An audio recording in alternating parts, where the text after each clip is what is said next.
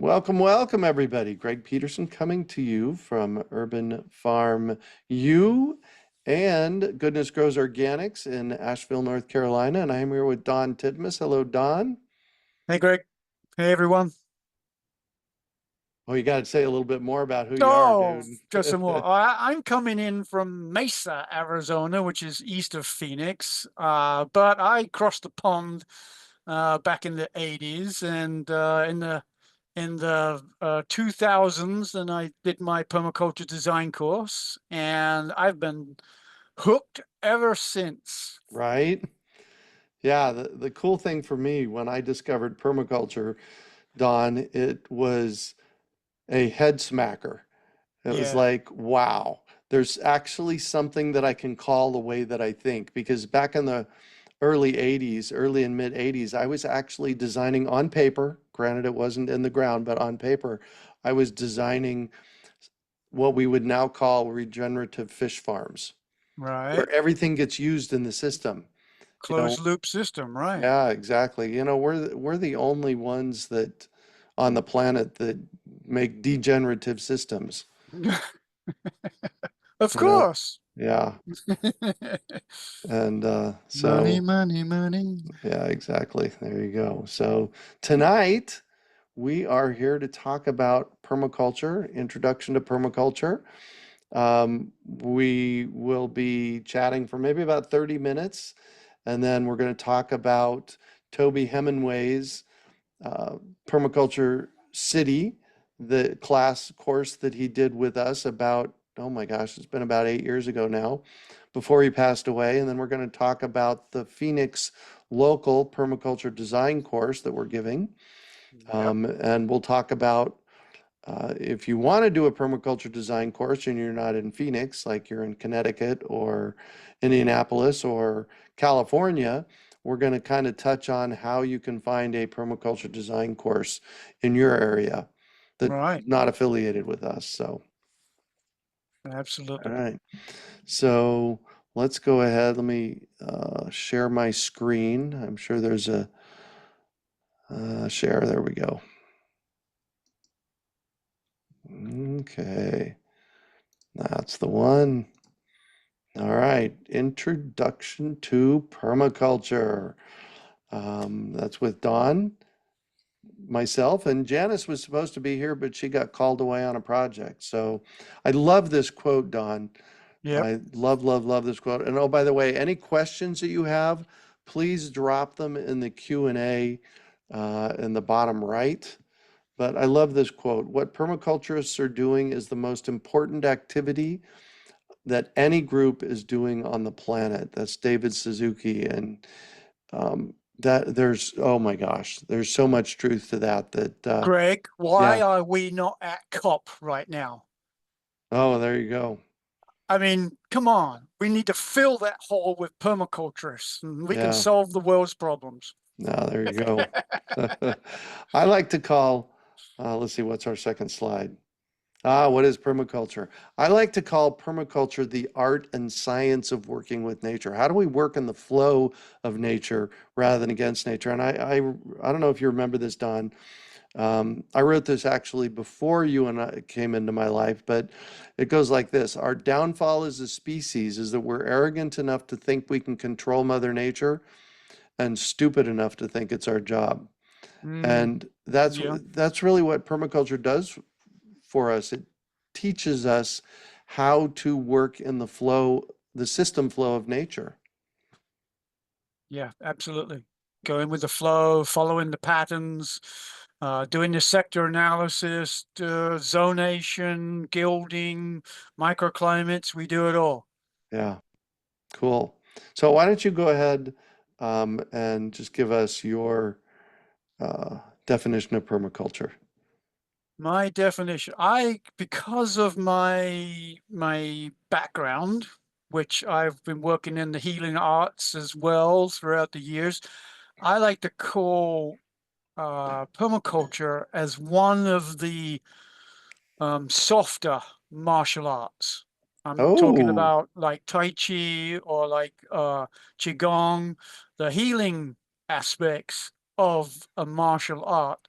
Feng Shui is another one, a martial art. And so I consider permaculture as a martial art, and in that way, because martial arts go with the flow.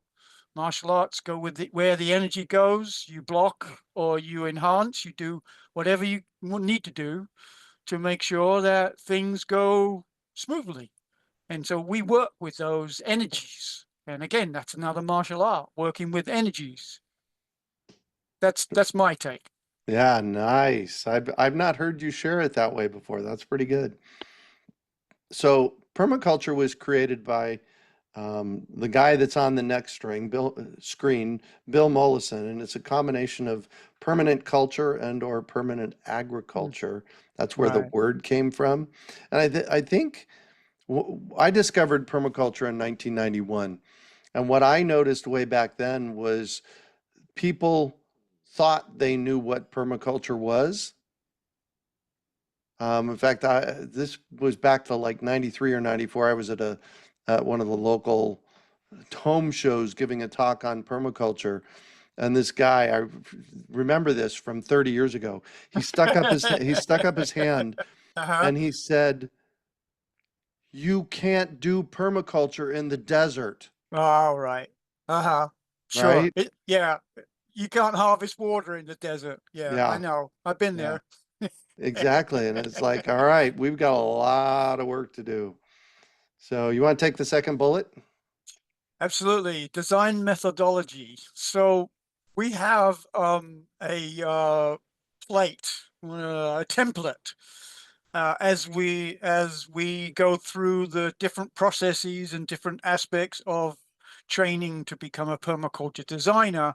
We'll layer those things in, and certain templates of design and bringing in holistic system and how to do things and observation and all those different things come into play during our investigation for our design. Hmm. And we use the methodology to create something that mimics nature, is easy to manage, is intelligent and practical. Yeah, gotta love it. Man, I think Don and I have been working together for 20 years now. Yeah, And we've been doing the permaculture design course, which we'll talk about a little later. We've been doing the permaculture design course for 18 of those years. correct. And I think both of us have honed our craft beautifully. So when we say it's holistic and systems based, the systems we're looking at are the systems coming from nature, and how can we, Some of them are human systems, but yeah, yes, yes. but we're looking at them and we're trying to, oh, there's Yoda in my head, do or do not right? We're putting together them in a holistic manner so that we're looking at the whole system. Right. You can't just look at why a plant is sick. You have to look at the soil as well, Yeah. and the whole thing around it. So, oh, and the next one's one of my favorites. You want to speak about observation? Observation. We start with observation and we end with observation, and it just keeps going around and looping around back and forth because the garden is never finished. Right. When I Climate change, for instance, I got my garden working real nice up until about 5 years ago, and now it's yep. gone wonky because it, someone moved the cheese. Right. Well, and interesting you should say that. Matt Sir developed, and I have since improved on it and made it a little better, a planting calendar that Yeah. when he left town in the early aughts, he donated the planting calendar to the community. So if you live in the low desert, go to plantingcalendar.org, and there's a free planting calendar there. I just give them away. Right. And um, the thing is, about 5 years ago, we had to adjust it. Yes. The planting calendar is when to plant what in your garden. And we had to make adjustments. Maybe it was 4 years ago to that, so that Right. It would be more accurate. I know. So, You're probably gonna have to do it again in a couple more years yep, because, I'm hoping and praying that this is not a trend, that this is an anomaly in that's happening right now, that we can get back a little bit to where we were. But um, yeah, I've struggled with the heat and decreased rain, and it's getting harder, yeah. and I'm having to adapt. Yeah, well, and for the fruit tree program this year in Phoenix, for those of you who don't know it, I've been educating on fruit trees in Phoenix for 25 years. We had a lot more fruit trees die this year because of the extreme heat. So, Yeah. and what permaculture is not, it is not something to do. For me, it's a way of being, and it's not just gardening or composting. It is the whole system. We're looking at this from a Mhm. whole system perspective. You want to speak to this slide, Don? Oh, I love care of the earth, care of people, care of the future. I really do. The ethics are really, the first screening, uh, uh, and framework to build upon. If your decisions about your design come from a place of care of the earth, you're halfway there. Yeah, If your decisions also care for people and the future of the earth and the people, then you're nearly all the way there. It's just a little tweaking, a little bit here, a little bit more observation, and those things which are global. Permaculture is a global um, phenomenon, and this is all part of it. Wherever you yeah, go on the planet, this right here, this ethics, are part and parcel of the whole system. yeah. Well, and some people say it a little bit differently, Yes. but these are the three that are always there in Hmm. some way, shape, or form.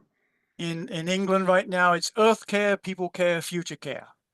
I Oh, like very good. that, but I like the care at the beginning because that's first thing you say: care of the earth or earth care. Yeah, Where's the emphasis? So I tweaked it a little bit. nice, Yeah. nice, nice. Oh, here it is.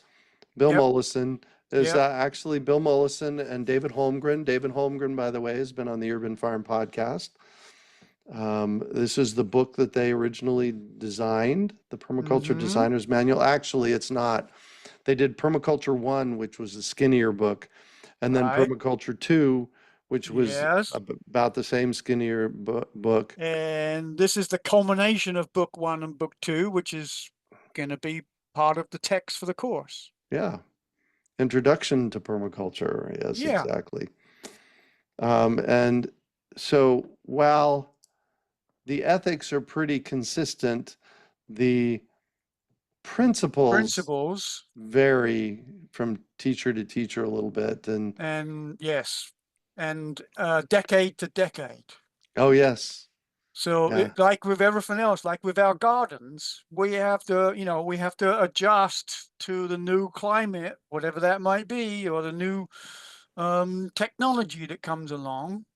And the eight basics right here that again I kind of synergized down a little bit because Mollison is a little bit over here and over Verbose. there. Yeah. He's not very logical. He's academic. He's all over.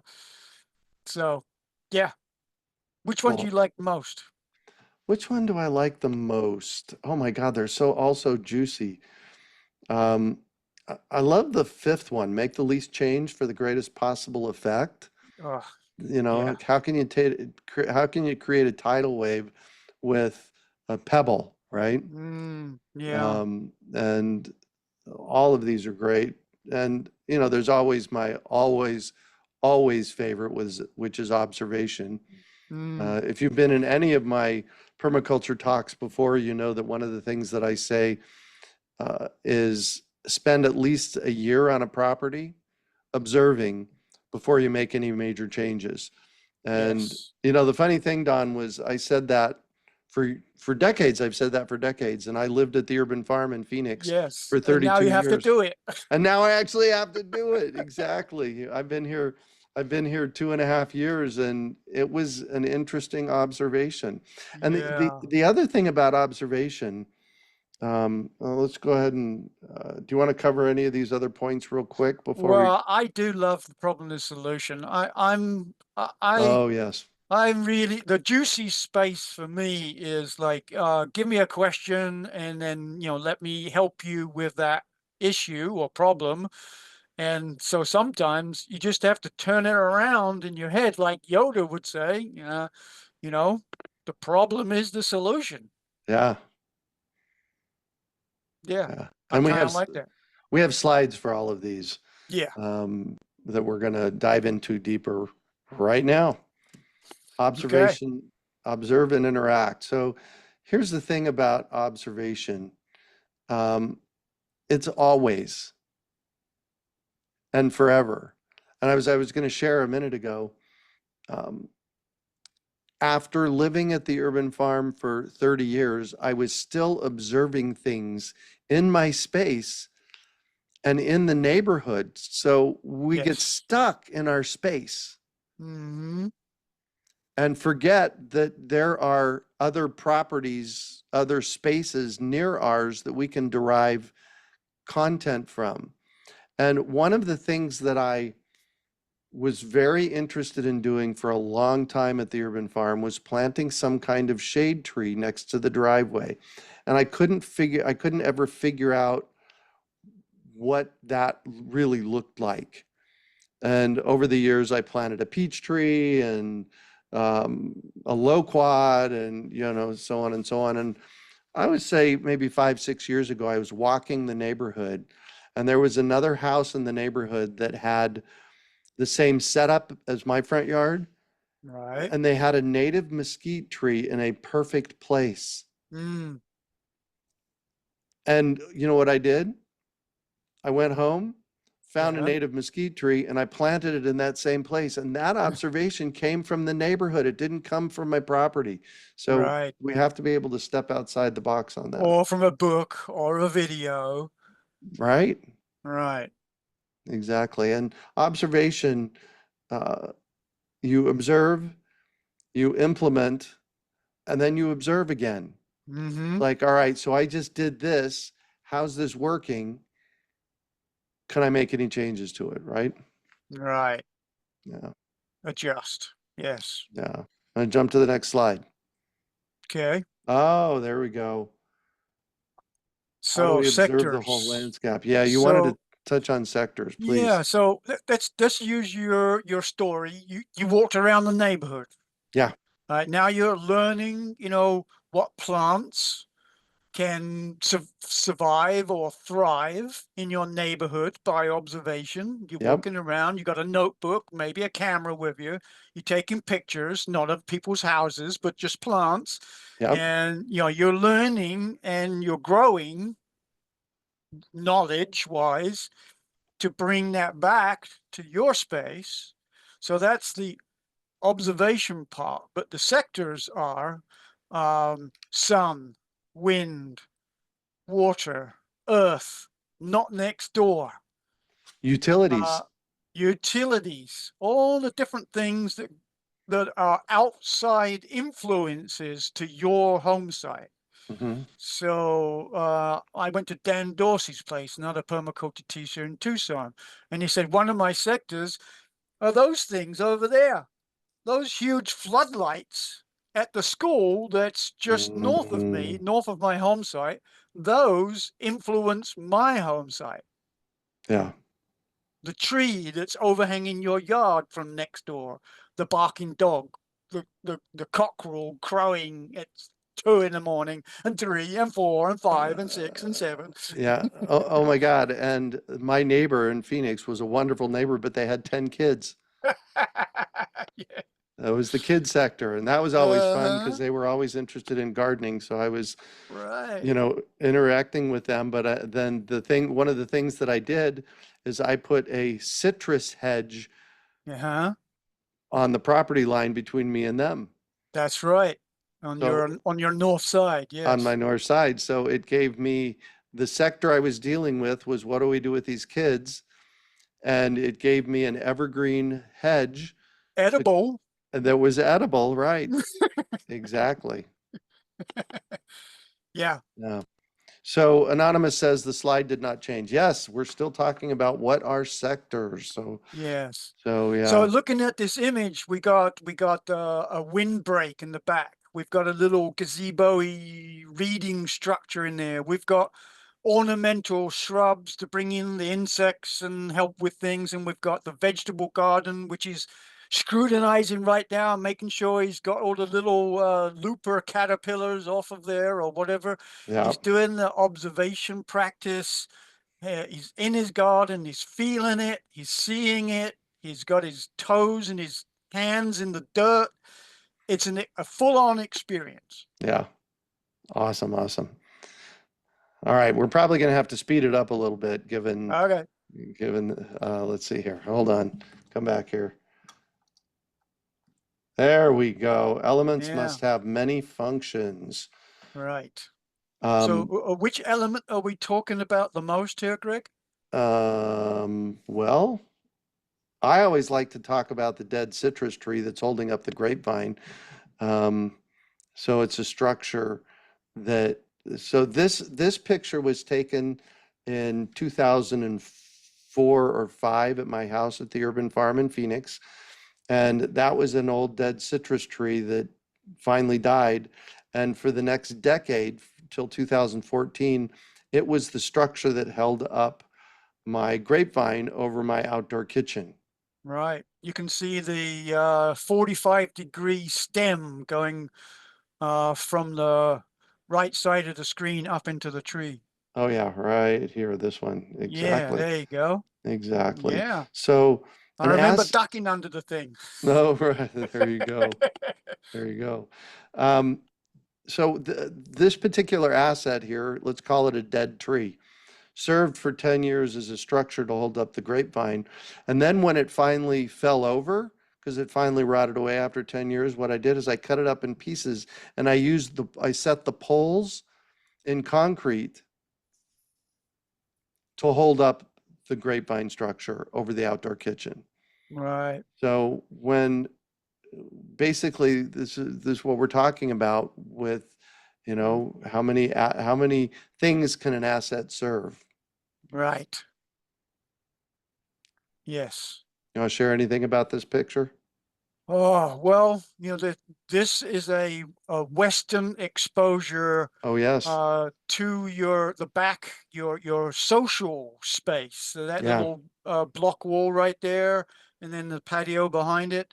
And so, there's a very important position for a shade tree, Yeah. and you released the fruit from that for a long time, but then it passed, but you wanted to carry on its function because you had built the barbecue and the water, the sink processing Yeah. area for your And vegetables and your and this garden. here, right?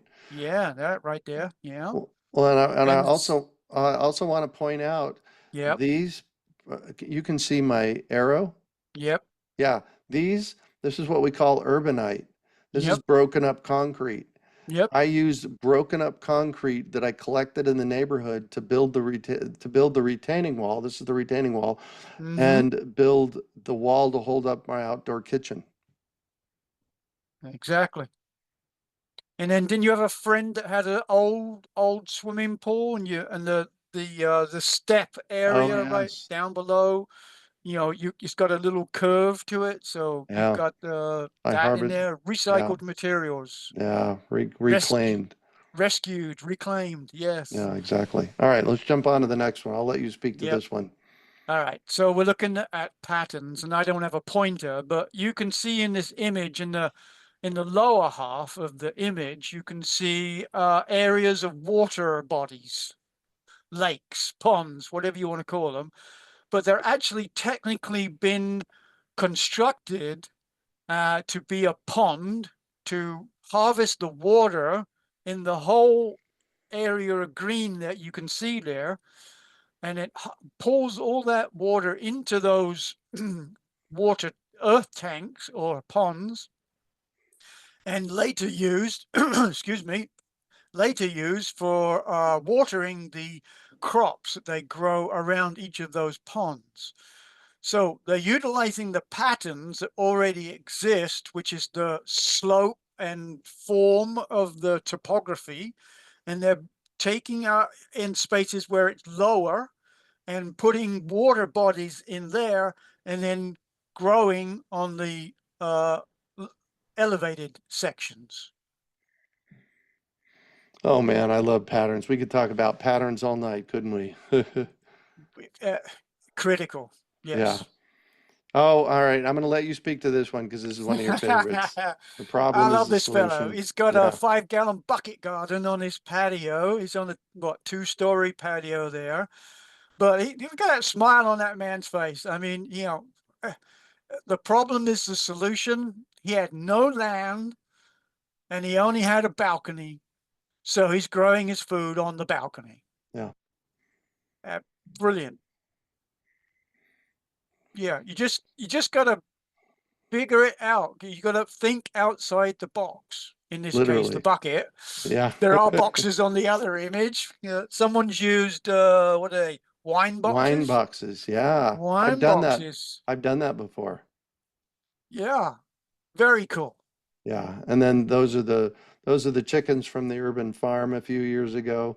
Yeah, Um, and chickens make great workers in your yard. Um, absolutely.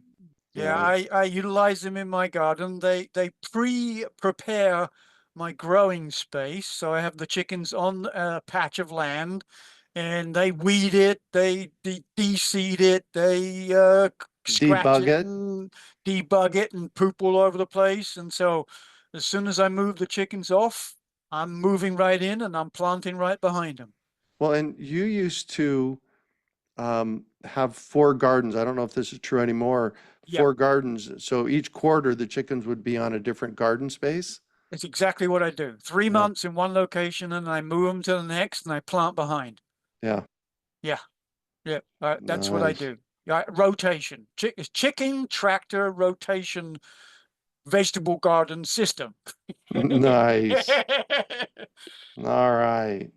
Make the All least right, change for the greatest possible effect. right. I love this. This is the lazy gardener piece for me. Um, at the urban farm, I used to plant sweet potatoes underneath the apples and citrus trees. And that is a simple thing. And the sweet potatoes would come back year after year and they would shade the ground. They would keep the ground 50 degrees cooler in the summertime. The leaves are edible and you can harvest uh, the sweet potatoes from underneath the ground and Every 2 years. or so. Yeah, Yep. exactly. Um, and you know, that simple act, least change of planting sweet potatoes and letting them do what they do made such a difference. And then at the end of the season in Phoenix, they would all die back. And that's like usually around Thanksgiving is when I'd harvest the sweet potatoes because the tops died back Right. and that gave us mulch for the top. So have you got a example of one of these? Uh, Out in the front of my garden, I'm harvesting the rainwater. Hmm. So I have like a micro swale. So I'm drawing a line as if it was the surface, and there's a little 2-inch dip and a 2-inch rise, little micro swale. Hmm. But below that little dip, I've added a 4-inch perforated pipe as storage. So now the surface of the ground looks almost flat. There's a little divot and bump in there, but I'm storing the capacity of 4 inches of water in that tube in like 4 locations in 20 feet. Mm. So they're micro swales which are harvesting the rainwater. I'm doing nothing. I designed it, I engineered it, but I walk away and it's working every day that it rains. And it's watering the native trees that I have on that side, that east side of my driveway. So I've done very little changes for the greatest effect. This has been 10 years now. I haven't had to do anything to it, but Yeah, bit of raking here and there. But yeah, yeah. One solution for 10 years. that's, I love that. I love, love, love that. All right, let's see, what do we got next? The yield of a system is potentially unlimited. Oh, by the way, so Yes. that first picture that we saw with the Yes. tree, this is what it looked like a year later, by the Right. way. This is from the other side. Yep, from the other Yep. The side with south side. Yes. old kitchen sink from a 1920s bungalow. Yeah. Um, this is something I learned a long time ago, and this is one of my favorite things to do is plant a fruit tree. If you don't know me, one of the things that I do is we run a fruit tree education program in Phoenix, and then people can buy fruit trees from us. And the reason I love a fruit tree is because you plant it once and you get food for decades to up to a century. There were two citrus trees in the backyard at the urban farm that were 100 years old and they were still producing fruit. And they were producing a massive amount of fruit. That's the thing about nature. If we look to nature, the only place that lack lives is between our ears. Yeah. Is between our ears because nature is so incredibly Mhm. abundant. And if we take those systems from nature and put them in place correctly,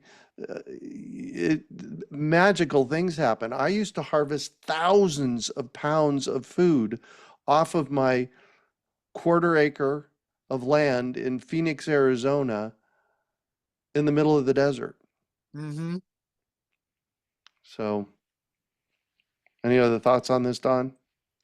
I just love it. It's all these different things. So there's structures, and then there's barriers, and then there's elevated food, and there's Mhm. ground food, and then there's plants on the side of your house there, the little green bit on Yep, the very right hand side, that's shading what used to be your office. yep, And way in the distance and right in the dead center of it, that's the outdoor shower. yep, So right the here. water stays out there. Yeah, there it is.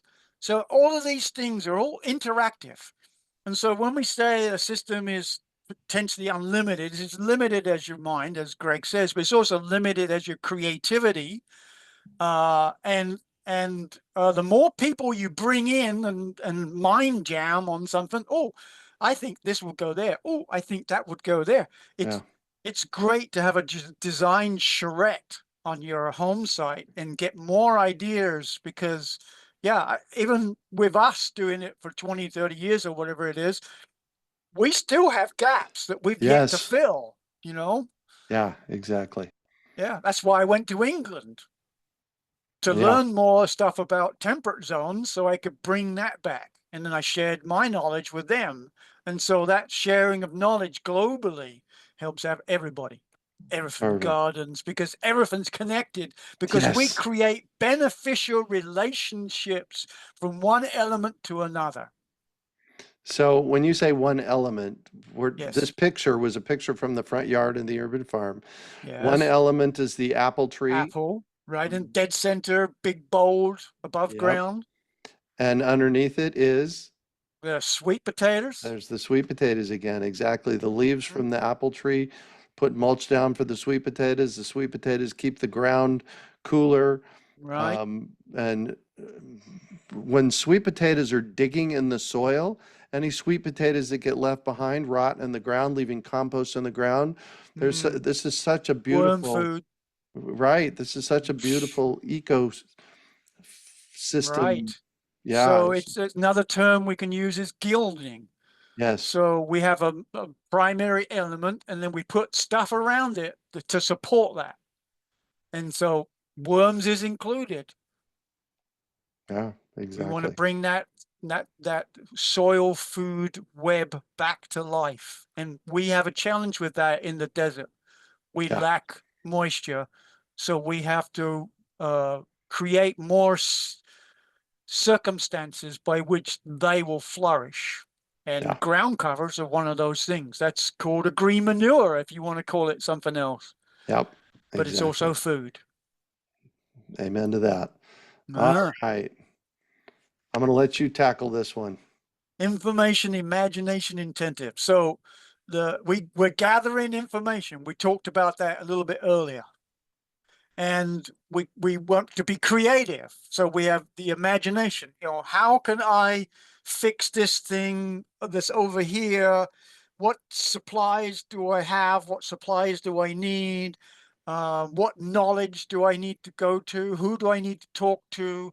Uh, so I'm observing, I'm planning, I'm implementing, and then I'm observing again, and I'm learning through the process of this feedback loop system. Nothing's ever finished. Right.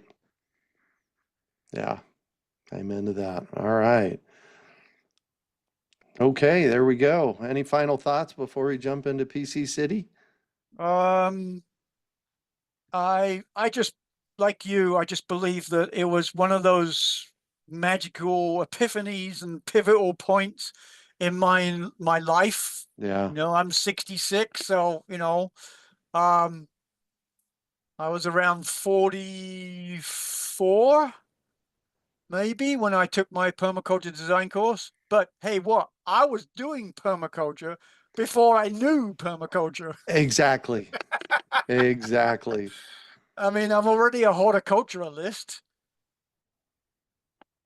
and I Nice. studied feng shui and other martial arts and doing all kinds of things, and that's all embedded in permaculture. So Yeah. I just loved it. I fell in love with permaculture. Yeah. What can I say? Yeah, exactly. Well, you fall in love with nature. Uh, yes, since a teenager. Yes. Yeah, exactly. Exactly. So, uh, you're creating your permaculture city or PC cities. This is a course that was created and presented by Toby Hemingway. Toby has written the most popular global permaculture book on the planet called Gaia's Garden. And I befriended him back in 2007, 2008, and we were great friends until 2015 when he passed away. Um, and we were lucky enough to get him to put together this course. It's seven, I think there's 9 classes in it. This is Toby. Yep. Um, and there's 9 classes in it. It's something that we used to sell. I don't know if you know this, Don. We used to sell it for 197 and Right. $197, and Good deal. we've dropped it to $49. What? Yeah, because Wow. it's that important. It's that important for people to get out and learn this stuff. Um, Here's what you get. I'm just going to spend 2 minutes on this. You get 9 pre-recorded online classes. There's downloadable content, weekly downloadable content. We do have a Facebook page. I do have to say the Facebook page isn't real active, but we do have a Facebook page. And there is tons and tons of extra content in the course itself. It's called Creating Your Permaculture City. Um, I guess it's $47. You can register at permaculturecity.com. There is a 30-day money back guarantee. If you want to learn from the best of the best, Toby is incredible. When he was on the planet, he was one of the most amazing permaculture teachers uh, on the planet. And I worked with him many times. We actually brought him in and he did a full permaculture design course. I'm thinking it was like 2012, 2013, Yeah, 2011, 12. 11 and 12. Yeah. So, Mhm. um, permaculturecity.com. Check it out. And the Phoenix Permaculture Design Course. So let's talk first of all, what is a permaculture design course, Don? Permaculture, a PDC, a permaculture design course, again, global. So no matter where you go on the planet, you're going to get 72 hours of the globally designed curriculum and therefore certification of attending and graduating through a 72-hour course that is spread out over multiple weekends. We have it 5 weekends, so 10 days. That's the basic course. So other places around the world would have you come to one location for 10 days straight. You're going to be downloaded everything, and you're going to go home and you're going to just chew the cud for a while and just digest all of that information. Yeah. So we do that at multiple Valley locations in the Phoenix area. So each weekend you get a different experience, a Yeah. physical, mental, spiritual experience at multiple locations throughout our course. And so that's one of our high points. But we've also narrowed it down because every place, though, if you go to Hawaii, you're going to get tropical. If you go to Alaska, you're going to get Arctic. If you go to England, you're going to get temperate. Yeah. Your temperate right now, Yeah. Greg. Okay. But here in the Phoenix area, we're dryland and also urban focused because it's a city-based program. So drylands strategies are going to be emphasized, but we're still going to talk about everything else. Yeah. Well, and what I suggest that people do, if you're in the dryland area, Desert Southwest, come and see us.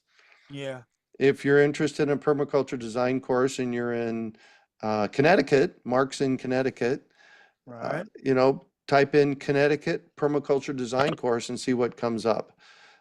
I'm in Asheville, North Carolina, and there are multiple permaculture design courses offered in Asheville, North Carolina, which is interesting. There's one offered in Phoenix, which is a metropolitan area of 4.7 million people, and there's multiple ones offered in Asheville, North Carolina, with about 100,000 people in the area. So there's a lot of courses. The majority of them, again, like everything else, are on the West Coast or the East Coast, and there's not so much in the middle. So, like I had to go. The choice was for me to go to LA or Santa Fe. And I'd already been to LA and I didn't like that city. So I said, oh, I'm going to go check out Santa Fe. And that's how I did my course. The 2-week course with Scott Pittman and Larry Santoyo. Larry came from LA all the way out to Santa Fe. Larry's a great teacher. I love him. He's lots of stories. He's a great storyteller. Oh, big time. And you can learn a lot from that style of education. But yeah, that's so. Yes, you may have to travel a bit depending on where you are in the country, but you will find something, and you just need to plan and save to be able to do it. Because again, Greg and myself can vouch that it's a pivotal point in your entire life. Changed my life forever. In 1991, when I did it, I was 30 years old. Yep. It changed my life forever. Yep. Me in 2003. Yeah, exactly. Yep. All right, let's see where we at next. All right, so if you're interested in the Phoenix Permaculture Design course, you can go to urbanfarm.org/PDC. And for those of you that register for the Phoenix Live PDC, Permaculture City is included. There you go. And also the book is included. Oh yeah, Introduction to Permaculture. Yep. Perfect. And I think we're doing the rainwater harvesting this year, are we not? We are, exactly. Brad's book on rainwater harvesting for drylands is included in the curriculum this year. Yeah. So, So you get the course, you get multiple locations, you get live people. We got 4 primary teachers on our crew, me included, and you get 2 books. And what a screaming deal! yeah, there you go. So, thanks for joining us this evening. We're going to take questions now. Also, I just do want to throw this out. Don and Janice and Jordan and Ray and I, we're all part of the Urban Farm team. Tammy, I think Tammy's in the house. Hello, Tammy, is part of the team for all that we do in Phoenix. And we do a lot of free education. So if you're at all interested, want to throw some love our way, make a donation and check out the courses that we have. You can go to urbanfarm.org/support us, and you can check out our courses and or you can make a donation. So there you go.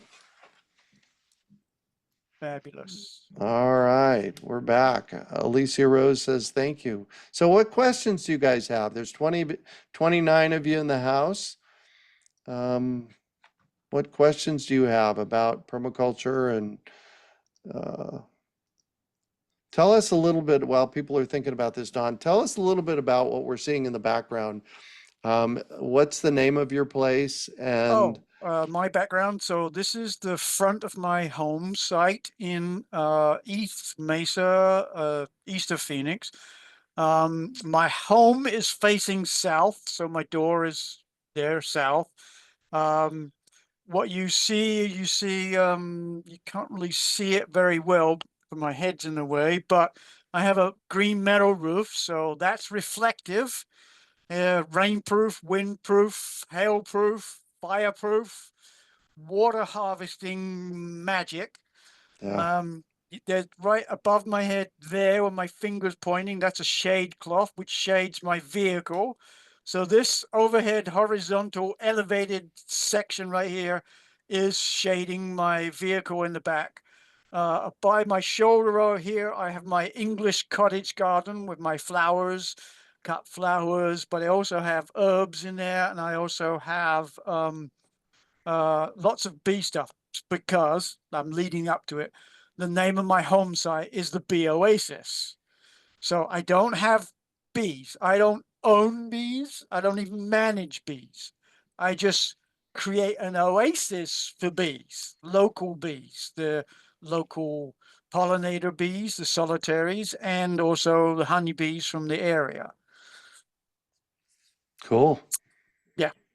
All right, Janet wants to know how much homework should I expect from the course? Janet is from Phoenix.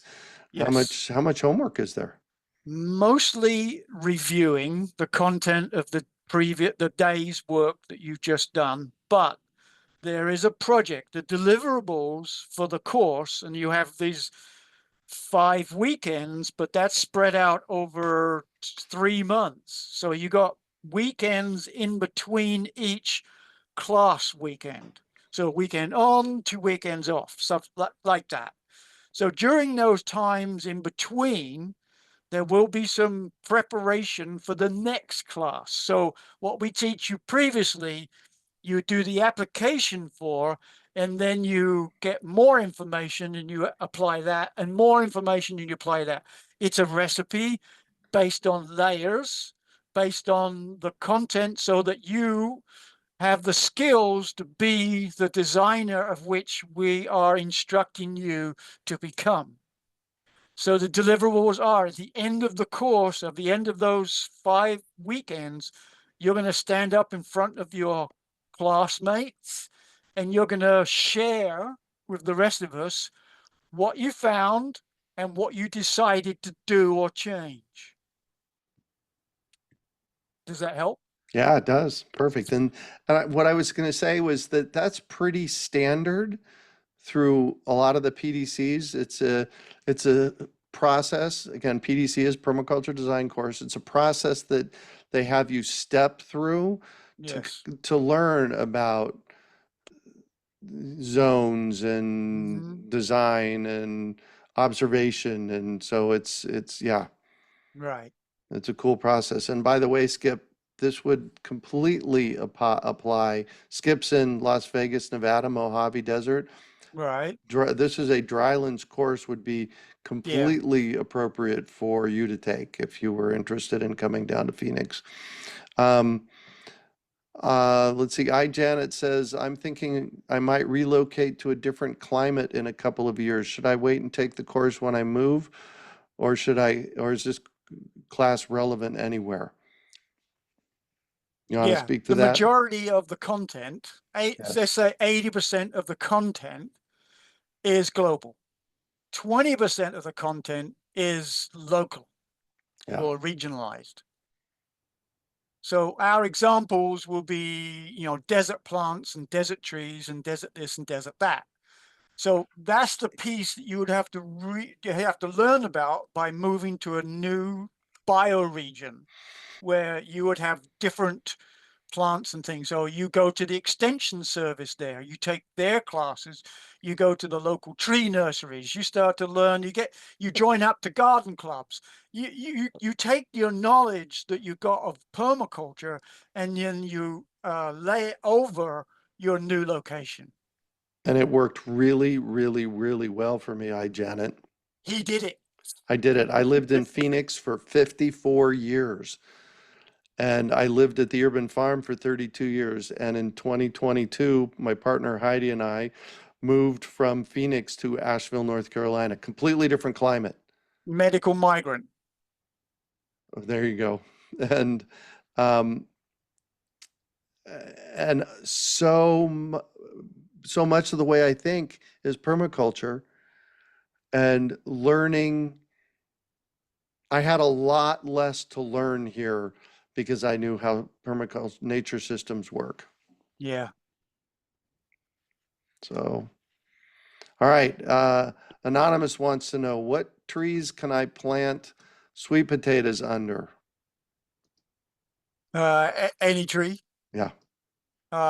Specifically trees that require more water. So it wouldn't be as appropriate for a low water needs desert plant, but anything exotic, any citrus, any kind of fruit producing tree that requires more water, anything exotic to your area, would be perfect. Yeah. I mean, you have to align the water uses for the elevated bit and the flat bit, horizontal Yeah. bit. Yes. Yeah, exactly. Um, we have Cindy Rice from Kentucky State University. I'd be curious to know, Cindy, what is your takeaway? I love it when university people show up here. Um, and let's see who else. We got Donna and Dory and Esther and Gavin, Diane, Destiny, Dee. We're on the D's still. Wow. Crystal, what questions do you have for us? While you got us, for another 5 minutes. Yeah. What questions can I answer for you? Come on, I test us. We're Janet here. said, thank you. Those answers are very helpful. Good. Thank you. One of my And I'll favorite, go see you ahead. soon. Yeah. One of my favorite things in permaculture is stacking functions. Yes. Um, and so I did my permaculture design course in 1991. In 2001, I was in, I was actually back in college and taking a urban planning class at Oh, right. Yeah. Yes. Arizona State University, Yeah. and I was in a um, traffic management course, transportation management course for cities. And one of the things that my professor was talking about, now this was 10 years after I did my permaculture design course, we start talking about trip stacking. Yeah. Trip stacking is where you go from, the home to the pet store to the grocery store to the nursery and then home. You don't go to the pet store and come home and grocery store and come home. And that for me, that was like a ding, ding, ding, ding, ding. That is stacking functions, and stacking Yeah. functions in permaculture is, and we've kind of touched on it a bit since in the past 45 minutes. It's when you have an asset, and an asset can be anything. Let's talk about chickens. I love the chicken asset. They make great workers. We mentioned this in our yard. They make great workers. They eat bugs. They eat weeds. They're great at digging. They leave manure behind. They they make great pets. So we have this one asset. Oh, and it gives us eggs every day. We have this one Mm-hmm. asset called a chicken, and it's doing all these great things for us. Right. Do you have a stacking function story? Stacking function story. Well, I covered some of it in my image over here, where each thing supports something else. Mm-hmm. But I always like to bring out everybody's stacking functions. Yeah. You got a kitchen. You got the deck. You got the counters just the right height to be able to work on. Mm-hmm. You've got your pots and pans and your bits and pieces down below, and you Mm-hmm. got your food bits up above, and you got your stove, and you got your your machine, and you got the refrigerator. It's all there within kind of in arm's reach, and so everything's there in an organized, practical, logical manner, stacking functions. Yeah. I kind of like that. Yeah, there you go. All right. Well, we've got a couple of very specific questions. I want to spend 30 seconds I each on saw that. ease of them. Daikon radishes. Yeah. So D wants to know, what are some plants to break up through break through and amend clay soil? Yeah. So definitely get some moisture to start. That rein, reinvigorates the soil food web and the life in the soil. So Yep. try and get some. Maybe you have to have. There's an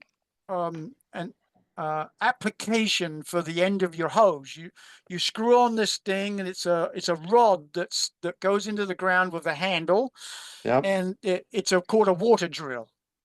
So if you got hard compacted disused area, start punching in water in with the water drill, get the water down a little bit. Then when the season's right, then you can put some plants in, like great plants like sunflowers or artichokes.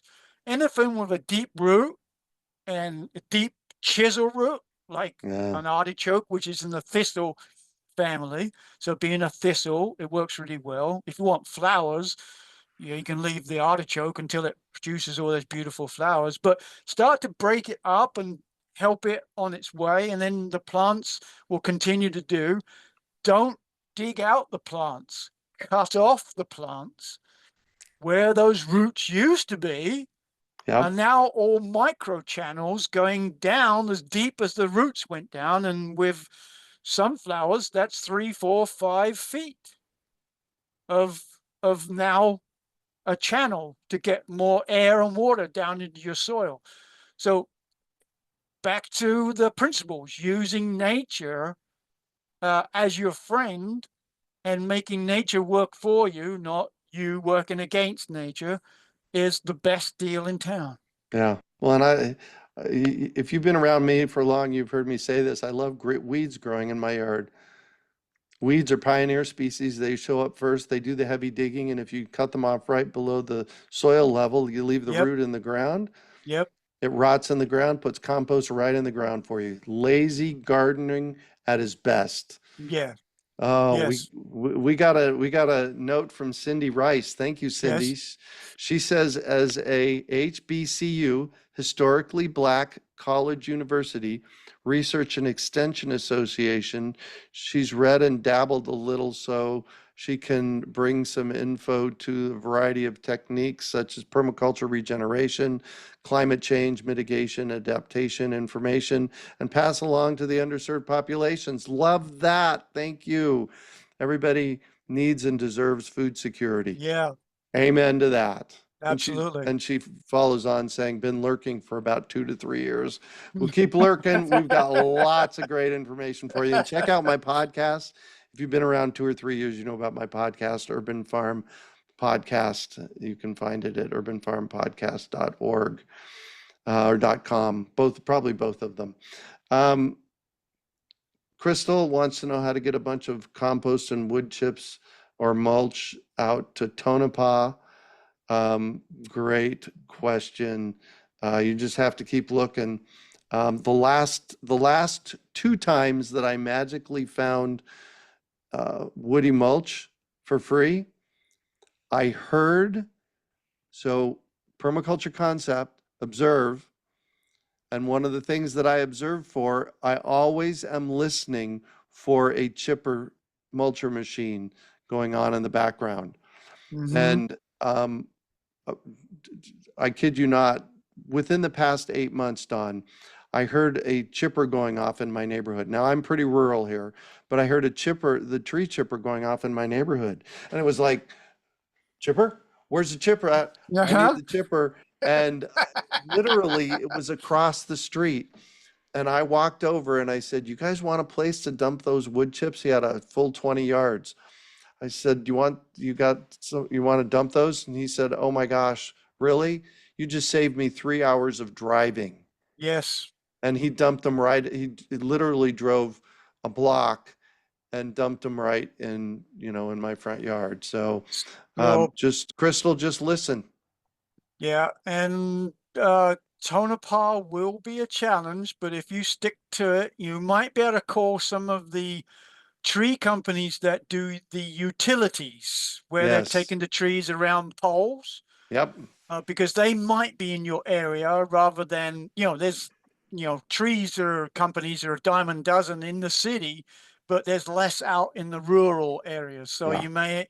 you may have to entice one of those companies to come out from, say, Buckeye or somewhere like that, and you may have to give them some gas money, but that's an option. So no, Chip Drop. Thank you. Sorry, Yeah. is a place you can go to. It's a website. Chipdrop.com. Yeah. Well, and Chipdrop.com. I will often, Heidi and I were driving back from somewhere about 6 months ago, and there was a truck like a mile away from the house, parked at a garage or at a gas station, a truck full of woody mulch. And Yeah. I said to Heidi, "Look at that." And she said, "You Yes. want to stop?" It's like, "Yeah, I Yes. want to stop. Let's Of stop." course. And so I stopped and I said, "Hey guys, I'll give you $40 if you want to drop that a mile down the road at my place." Oh, And they did. And guess what? They brought another 3 loads for me. nice. Made a Just, friend. yeah. And they just showed up. I didn't even ask for them. They just showed up and dumped them in my front yard. And Yeah. yeah, so there you go. There's lots of ideas for you, Crystal. Don, thank you Yes. so very much. Um, I love doing these with you. I'm so glad that my leaving Phoenix didn't have it be that we couldn't do these together because we have so much fun doing them, right? We do. Yeah. Yep. So thank you for that. When Thank I you. uh, when I end this, it's going to end it for everybody. So we'll talk to you later. Thanks Yes. everybody Thanks, for showing everyone. up, See some and of you soon. talk to you later. Janet, sign up for the PDC. You're going to love it. It will change your life forever. Bye, guys. Bye.